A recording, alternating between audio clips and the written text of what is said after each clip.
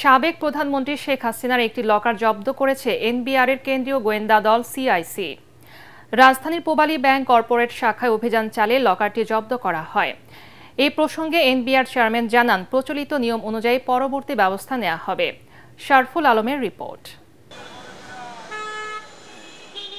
গোপন সংবাদের ভিত্তিতে এনবিআরের কেন্দ্রীয় গোয়েন্দা দল হানা দেয় রাজধানীর মতিঝিলে পূবালী ব্যাংকের কর্পোরেট শাখায়।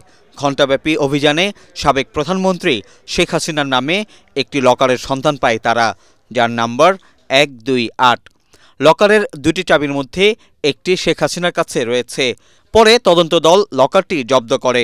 বাংলাদেশ ব্যাংকের নির্দেশনা অনুযায়ী লকারটি খোলা হবে বলে জানান তারা।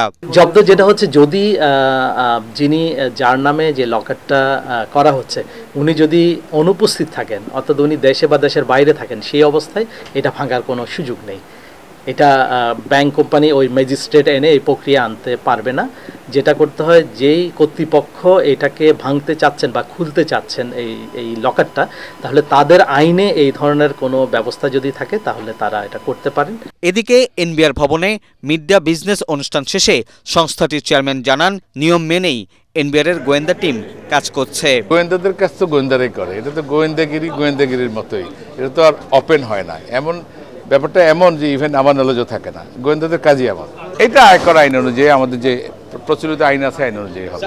এর আগে অনুষ্ঠানে এনবিআর চেয়ারম্যান বলেন, ব্যক্তি শ্রেণীর করদাতাদের মতোই কর্পোরেট প্রতিষ্ঠানের রিটার্ন অনলাইনে করা হতে পারে। ভ্যাটের একাধিক হার যৌক্তিক নয় জানিয়ে প্রয়োজনে ভ্যাটের জন্য আলাদা সফটওয়্যার করার কথাও বলেন এনবিআর চেয়ারম্যান। সেটাও আমাদের চিন্তা করতে হয়। শরফুল আলম, এটিএন বাংলা, ঢাকা।